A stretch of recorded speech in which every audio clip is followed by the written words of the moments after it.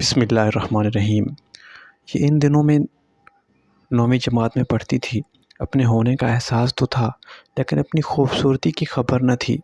میں آپا کو ہی خوبصورت سمجھتی تھی، لیکن آپا کی شادی والے دن جب عورتیں مجھے غور سے حیرت سے دیکھنے لگیں تو میں شرما گئی۔ وہ کہہ رہی تھیں، یہ تو خرچہ سے زیادہ خوبصورت ہے۔ کچی عمر کی لڑکیاں ایسی ان دنوں میں 9ویں میں پڑھتی تھی۔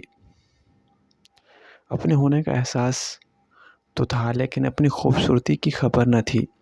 میں آپا کو ہی خوبصورت سمجھتی تھی، لیکن آپا کی شادی والے دن جب عورتیں مجھے حیرت سے دیکھنے لگیں تو میں شرما گئی۔ وہ کہہ رہی تھی کہ یہ تو حوریہ سے زیادہ خوبصورت ہے۔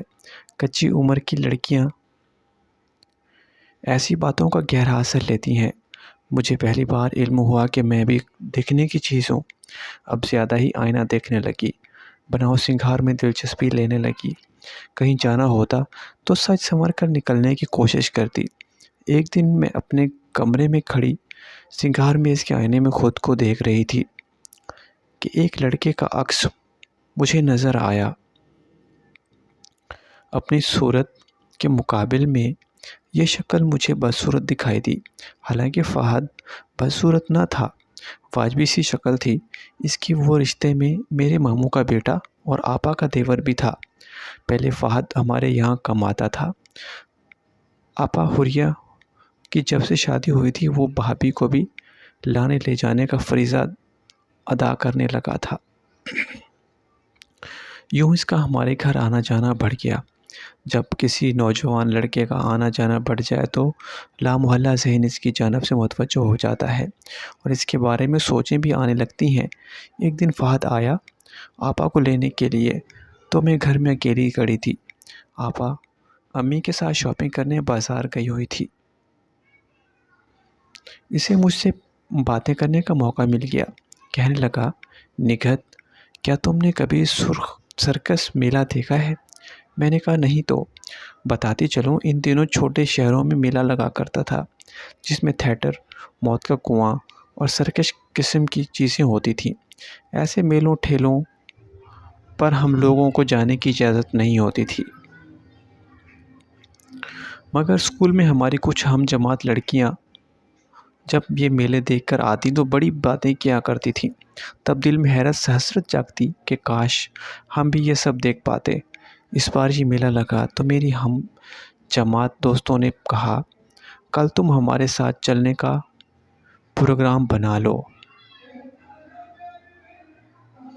اپنی امی سے اجازت لے لو، بڑا مزہ آئے گا۔ مجھے بھلا کہاں جانے کی اجازت ملی تھی؟ اپنی امی سے اجازت لے لو، بڑا مزہ آئے گا۔ مجھے بھلا کہاں اجازت ملنے والی تھی؟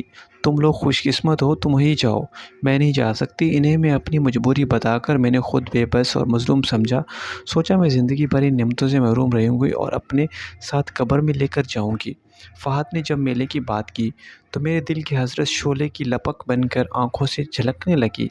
اس نے میرے اشتیاق کو بھانپ لیا۔ کہنے لگا، سمجھ گیا کہ تمہیں اجازت نہیں ملتی۔ میں ایک ترتیب بتاتا ہوں، اس پر عمل کرو ورنہ عمر بھر افسوس کرتی رہو گی۔ زندگی میں کچھ نہیں دیکھا۔ میں حیرت سے اس کا منہ تک رہی تھی۔ ساتھ ہی مجھے عظمیٰ اور فرحانہ کی آوازیں بھی آ رہی تھیں کہ کل ہمارے ساتھ چلو، سچی بڑا مزہ آئے گا۔ کیا خاک مزہ آئے گا؟ میں نے کہا تھا جب اماں اجازت مانگنے پر 100 باتیں سنائیں گی اور بہن کہے گی دوبارہ بھول کر بھی میلے میں جانے کی بات زبان پر مت لانا۔ اگر ابا نے سن لیا تو جان سے مار دیں گے۔ بھلا میلے کی دید کی خاطر کون جان کی بازی لگاتا ہے؟ جان تو سب کو پیاری ہوتی ہے نا۔